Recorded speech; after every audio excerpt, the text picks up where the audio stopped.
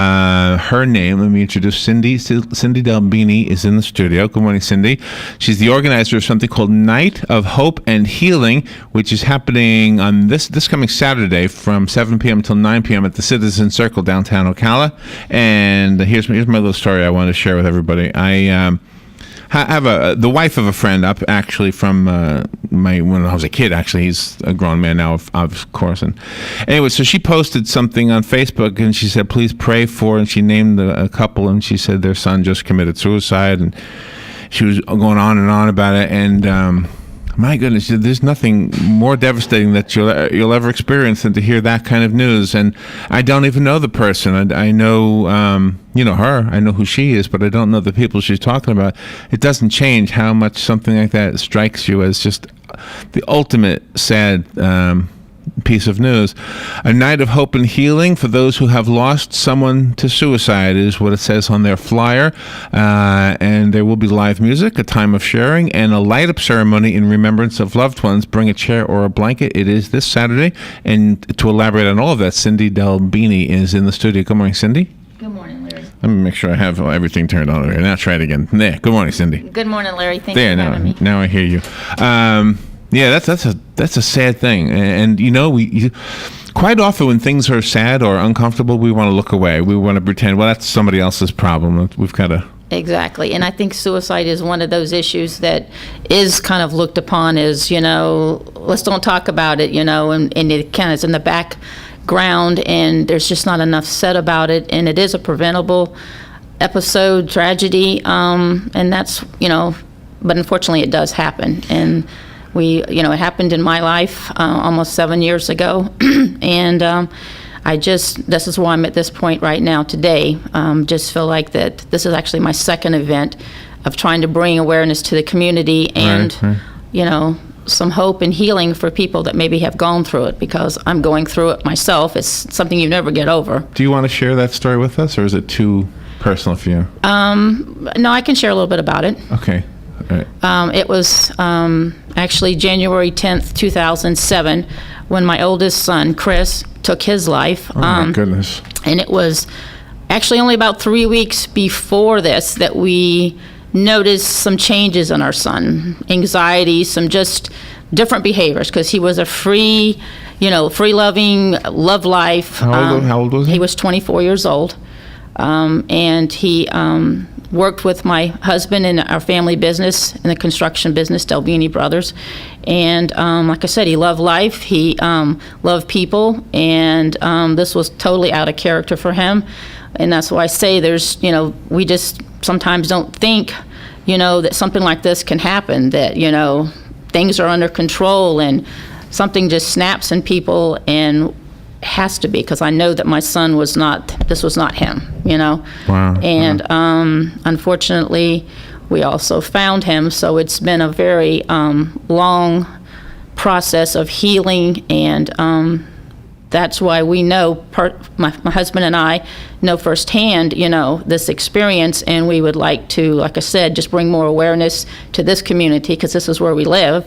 I see it around in different places that, there are a lot of different things that go on to help, try to bring awareness about suicide. But I just don't see it that much in Marion County. And since this is where I live and this is where it's happened to us, we have decided to try to do that. And, every time I turn around, there's someone just like what you said, you see on Facebook or you hear about through another friend that has lost someone. And it has no age.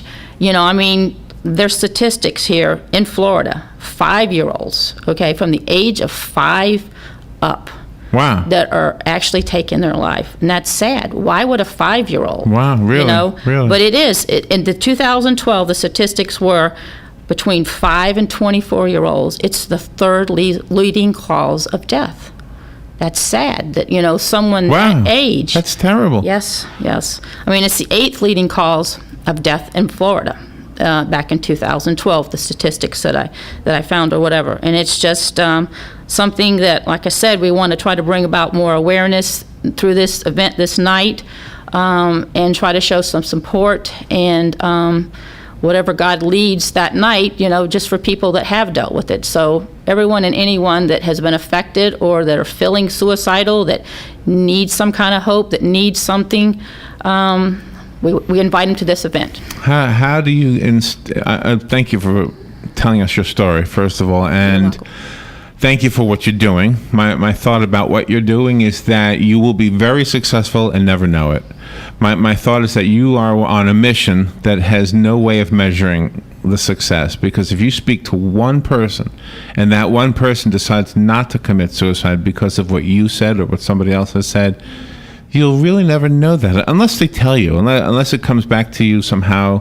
Maybe they write you a letter. I mean, you hear stories all the time.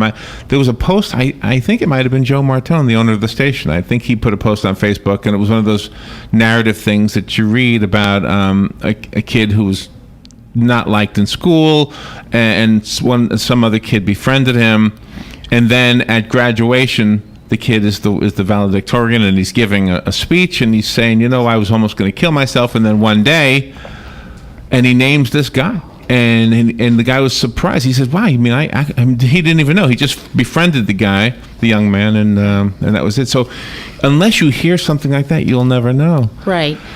And so, I mean, it's not about me getting glory. It's just, like I said, it's just about what I felt through our tragedy that God has put on our heart, me and my husband, to do this event, and it's going to be a yearly event I'm actually working on maybe something else in 6 months, because there are other things out there, and I don't know if you've ever heard of, but Out of the Darkness is a community walk that's sponsored by the American Foundation for Suicide Prevention, and they have that walk in Miami, Jacksonville, Orlando, up in Fort Walton, but I'm just been praying about it and looking into it and seeing about, because it's a way of there again, another time of coming together, but also helping raise money for this foundation that does so much, because we can't be everywhere, and we can't do everything, but if we can help, just like with, breast cancer awareness,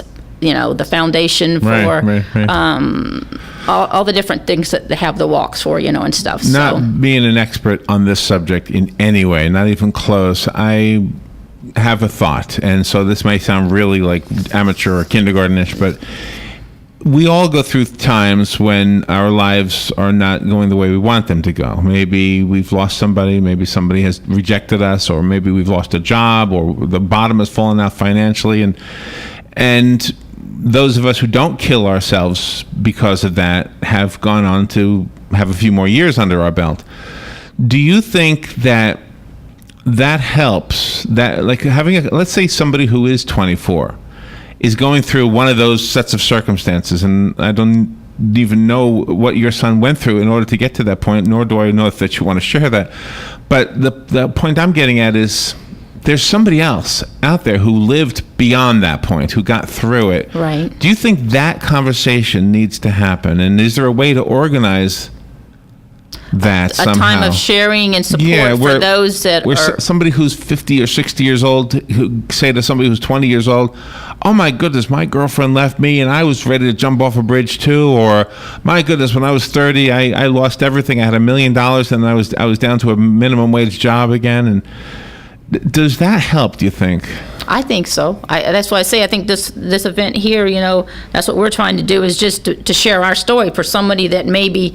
Actually, I had someone that did call me off of this flyer, and they just lost a loved one in July. Oh, my goodness. So, and they plan on being there. But, we just want to share how we've made it through, our experience and everything else. And I think the same thing with those that have maybe contemplated but have gone on, like you said, or whatever. That would be great to be able to share with someone that may be having suicidal thoughts now, and stuff. And it's definitely, that's what I'm saying. So many people think that let's don't talk about it, but it's not going to go away. Unfortunately, it's gotten worse, when it's close to 30,000 deaths a year for suicide, like I said, something that's preventable, then there's something wrong with our society if we're not talking about it, sharing, trying to help others, because unfortunately, like you said, life happens, tragedies happen, things happen. What brings a person to that, So somebody may be able to hear someone else's story, like you said, and keep them from doing that, Yeah. Having prayer with them, anything, Prayer, I believe, is 100%. I wish we were praying more about Syria. Amen. Do you know, I'm well aware that radio stations have a select audience. Talk radio is a select group of people. Right. A public service campaign where there's some kind of an announcement every now and then where there's just a pleasant sounding person saying, hey, look, if you're thinking about committing suicide, I got a number for you to call. And I have heard such PSAs.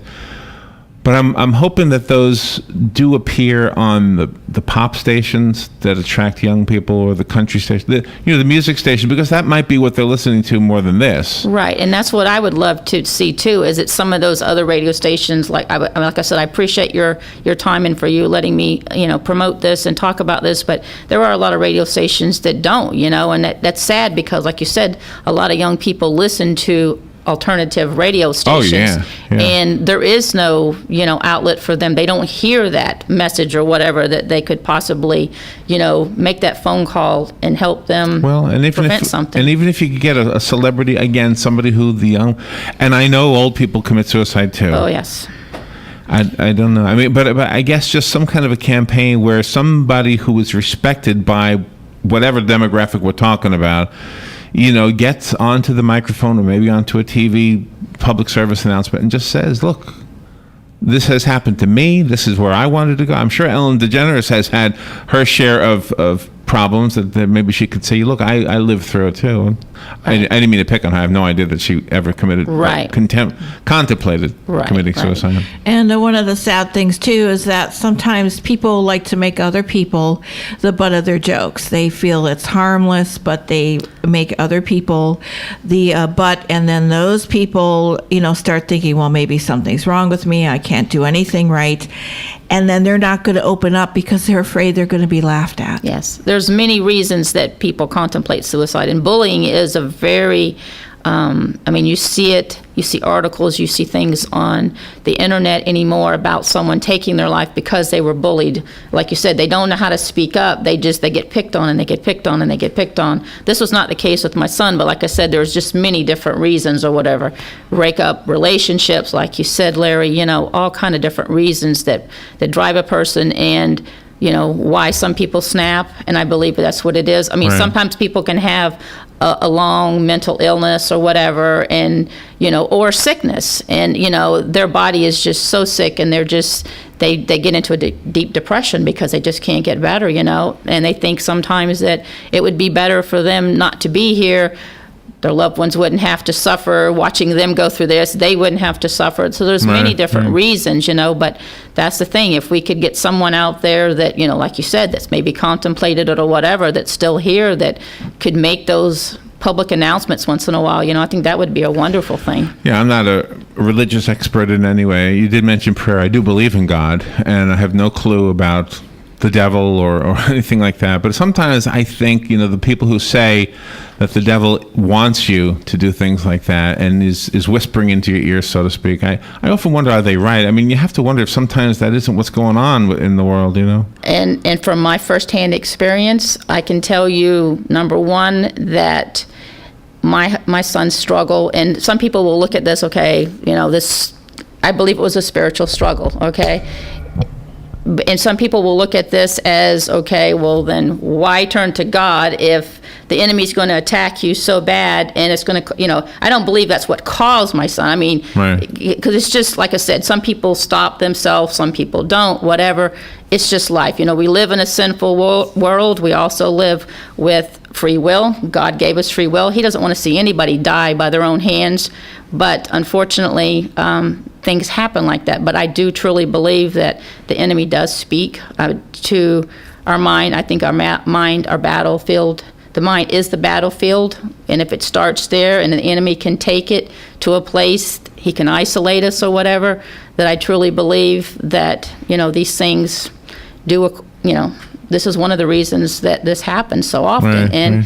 And one of the reasons why has it happened so often? I mean, it happens to Christians, to non-Christians. I'm not, putting a Sure. label on anything or Right. anybody or whatever, because Christians are not perfect. We are just saved by grace and the mercy of God. And, we know we have a Savior, but by no means are we living in a perfect world. Do we have it perfect, or we don't have tragedies? Or no, that's not the case. We live in this world, and we just have to know that we do have a Lord and Savior, and that's what I truly believe, and that's what's helped me and my family get through this tragedy is prayer, and we're holding on to a better day, a better tomorrow, and God's promise that if we are His, that He does promise us a better day. And the courage that it takes from you and your family to help others is really tremendous, because you and your family could have been so consumed with guilt that maybe one or more of you could have done the same thing. Right, and guilt is a thing. I mean, there's a lot of things that go through your mind after this.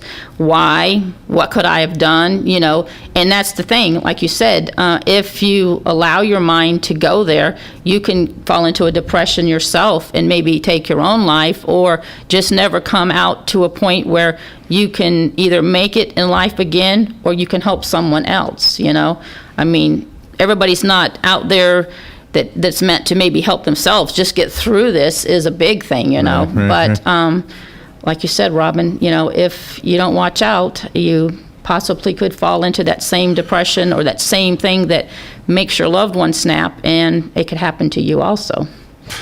Do the statistics include the people who are on death's bed because of illness, and they're maybe up in age, and they've decided to end their own life with a handful of pills or anything? Are those statistics including those people? I'm not sure, because I didn't really, unfortunately, I didn't research that as far as it was the suicide itself. Right. So I don't know. It Right. didn't actually state from, if it was Right. someone that even, had the assisted suicide, that we Right. hear about so much and stuff, because they are on their deathbed. It doesn't really say that. It just says the statistics for suicide. And like I said, whenever you've got 5 to 24-year-olds, and it's the third leading cause of 5-year-olds, death. it's just hard to believe. Do you know why I brought up, though, the euthanasia, what do you say, debate? Right. Is for this reason. Because whenever I've had that debate, and I've not been in that circumstance, so I probably, again, don't have any business speaking about it, but since I talk for a living, here's my thought on it. That if you have one breath left and that's it, you could say, I love you. You could say, I'm sorry. You could say anything with that one breath. So can you imagine? And that's at one breath. You're at the end. Right. And you've only got one breath left, and you deny yourself that one breath because you end your life early. Well, what if you're 24 and you've got 1,000,000 breaths left? You've got so many things you can still be doing to contribute to this world. It is a difficult thing I'm not trying to say I know anything other than, I would always wonder, what could I say to, I actually spoke to a young man. Let me tell you my little story. Sure. I worked at the Juvenile Detention Center, and there was a young man who was under 18, obviously, who had been locked up, and I just kind of detected something was up with him. So now I worked the night shift at this point, and I walked through the halls whatever they required you, to look into the rooms to make sure everybody was okay. This one boy kind of made me say, I got to keep an eye on him. So I walked past his door and stood with my back against the wall so he couldn't see me. And I stood very quietly. Now the hall light was out. The light in his room was on. And I'm telling you that so that you can understand there was a shadow being cast on the floor by all the rooms. This little square shadow, little rectangular shadow. I could see things going on, like the shadow, like he was in there doing something. I peeked my head real quickly, and what I saw him doing was hanging a sheet from the hinge on the door. I went in there, and I knew him by name, of course, at the time, and I sat him down. I said, look, I know what you're trying to do. You're trying to kill yourself. And all of a sudden, just before you came on the air, you said that you don't have anything prepared. You're just going to let God tell you what to say. And that's what happened, I think, with me that night. I said to him, there was a spider in the corner of his room. There was a spider. And I said, look at that spider right now. If I go up there and kill it, tomorrow morning it'll be a spot on the wall. But if I don't kill it, Maybe it'll build a web right there. Maybe it'll crawl to the other corner. Maybe it'll leave the room. Maybe it'll lay eggs. Maybe it's a female. Maybe it's a male and it'll go have sex with a female. You never know what it's going to do. And that's the same with your life. In your life, if you end it right now, you're a spot on the wall. That's it. You don't know what's going to happen after this. This is not the end. Just because you're in juvenile detention doesn't mean it's the end.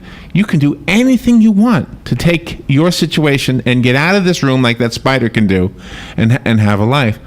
And I've never forgotten that, and I hope that he never went on to commit suicide. I never really followed up. I knew he didn't while he was there. Right.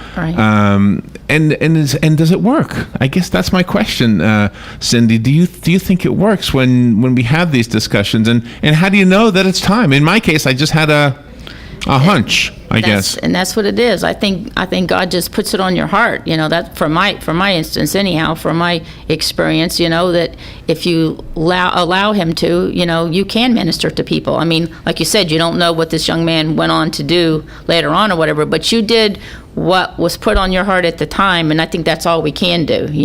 Just like with this event, we want to, bring about the awareness. We want to offer our support for people that have gone through it or whatever. And it's up to the individual, whether they come, whether they receive anything, but we want to be there. And unfortunately, that's all we can do, to some point. Like I said, God gives us free will. And, sometimes people will take it and sometimes they won't take it. And, So your pain, the loss of your son, is something you'll never be without. That's always going to be part right. of you. You never get over it. I mean, it's something that's an ongoing thing with you. I think that God has made me stronger, and because I've just pressed in with God. It's been my strength. Prayer, and not allowing the enemy to destroy the rest of my family through this, like you said, Robin, because it could have very well happened that way also. But I decided to press in with God and turn this around, something that the enemy meant for harm to my family, instead to make it for God's glory. Will you be passing out these flyers at all of the schools in Marion County so they can make this announcement? Because well, unfortunately, it would be a good thing. The public schools don't really allow us to go in when it's a ministry type of organization. Mm-hmm. We have gotten through different channels or whatever the word out that way, and then they're spreading the word. But no, unfortunately, we haven't been able to. We keep running into a roadblock with this public school system. Mm-hmm. You would think, especially with just not being on a church property or anything else, that, mm-hmm. and it is something that so many teens, deal with. Like I said, even elementary school, but the teens, I think, really, it's between 25 and 34-year-olds, it's the second leading cause of death, Oh my gosh. And this is so good, because if a person is contemplating this and then they hear this, maybe they're going to put it off a few days just to go incognito to where you're going to be speaking. They'll hear something and then seek mm-hmm. you or somebody else out to just say something. Well, that's why we've tried to get the word out. We have sent out flyers to over 170 different churches with a little explanation about the event and stuff. And the newspaper's going to put something out. You've been gracious enough to let us come on here. And we have, from that, it's spread with different people spreading the word. Like I said, we have another organization, another outlet that they have been spreading the words, hoping to get the word out through the schools and stuff. So, hopefully things will change in the future as far as us being able to be allowed into the school systems and stuff to get this word out, because, it's not a religious thing. It's a life thing. Yeah. Suicide just happens. It doesn't matter, your race, your color, your denomination, whatever. It happens, and it's unfortunate. And like I said, I think that if we got more awareness out there, we could see the numbers go down instead of continuing to go up. Wow. Well, good for you for what you're doing, and I think God has blessed you with the courage to move forward and to help other people, stemming from the unbelievable pain that you and your husband went through. The event that we are trying to promote is called Night of Hope. It's this Saturday from 7 to 9 downtown, what do you call that, this circle? Citizen Circle. Citizen Circle, I forget what it's called. And let's see, tell me what's going to happen. You have music, it says here, right? Yes, we have several different speakers involved. We have a worship team from actually different churches. It's not one denomination. This is not a denominational thing, but they have graciously donated their time to come out because they think this is also, a cause that they want to be a part of or whatever. And they're going to do some music. We have a solo. We have a praise dance by another group of women. We have actually a young man that when he was in middle school was bullied a lot, and he did contemplate suicide. Wow. And him and another gentleman have put a song together. They wrote a song. They actually have a group, a duo, and they are going to be a part of this event. So, and we're going to plan on having different resources of different things that, like I said, that, even if you don't want to talk to somebody right now, maybe grab something that might help you to, make a phone call or this or that, or stop you from, or if you're grieving, there's different support groups out there that you can be involved with to try to work through and talk through your grief and get on with your life, because God intended us, like you said, to be here as long as, we possibly can. And it's just a tragedy that we're hoping to bring awareness to. Well, maybe you'll never know how many people you have saved by doing this, or maybe you will. Maybe those statistics will indicate a drop, and you can say, well, you know what? That's about the time we started having these Night of Hope events. The Night of Hope event this Saturday, September 14th, 7 to 9 p.m. over at the Citizens Circle right outside of City Hall here in Ocala. Cindy, do you have a phone number or a website you want to tell people, or a Facebook page? Yeah, it's Facebook, and it's you just go to Facebook and then just type in Night of Hope. Okay. And it'll bring it right up. But I do have my phone number on the website, on the flyers, so it's 352-817-4747 if you need any more information or would just like to talk. Call us if you need that repeated. Robin will put that Facebook page you just told us about on our Facebook page. And all of our listeners, if you could help out by sharing that Facebook page with your Facebook friends, and you just never know whose life you might save. Amen. Cindy, thank you for coming in here. Cindy Delbene, thank you so much. There were so many more questions I think we had. We just ran out of time. That's okay. Such a blessing. And you did have a phone call, but we ran out of time. Thank you, Cindy. That's okay. Thank you. We will take a little break, and we'll be right back. Don't get caught in the dark. Call Tri-County Generators, LLC first at 1-800-622-1957, your authorized Generac dealer. Tri-County Generators are there when you need them with new generators for home standby, commercial, RV, and portable generators. They also service your existing systems. Now is the time to act. Be prepared before you have an emergency. Call Mike Gant today at 1-800-622-1957. That's 1-800-622-1957 for Tri-County Generators. The following message is brought to you by the Florida Division of Emergency Management, the Florida Association of Broadcasters, and this radio station. This hurricane season, the most important thing you can do for your family and your business is to develop a hurricane preparedness plan. Florida's Division of Emergency Management's website, floridadisaster.org, now has a planning tool that will help you come up with your plan. All it takes is a few minutes to get a plan to better protect your family and your business when a hurricane threatens. Get a plan. Get yours at floridadisaster.org.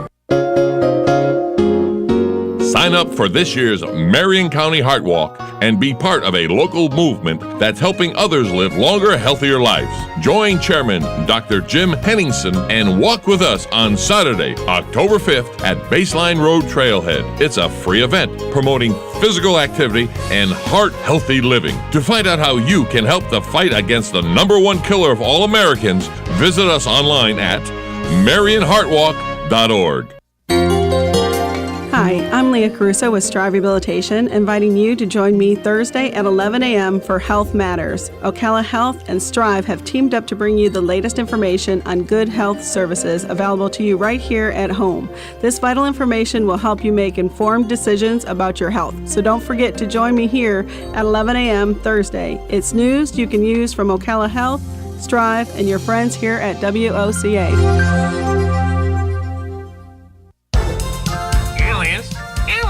Yes, George. George, you're all wet. I was went to Devon Self Storage and put back my fishing gear. Okay. You know Delbene Self Storage is open early and you had all day to bring your fishing gear back. And they're right across from Hobby Lobby. I know, I have my own code to get into Devon Self Storage. And their phone number, too, is 873-0777. So why did you wait till it started raining? I didn't.